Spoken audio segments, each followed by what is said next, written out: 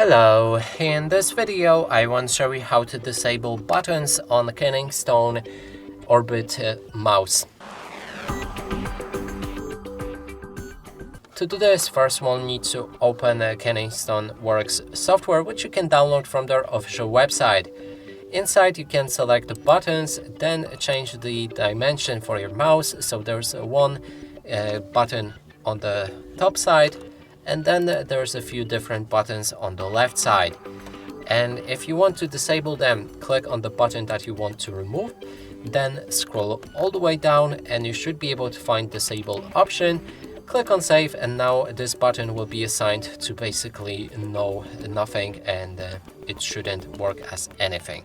And that's it for this video. Hope you like it. Please consider subscribing to our channel, leave a like and a comment below.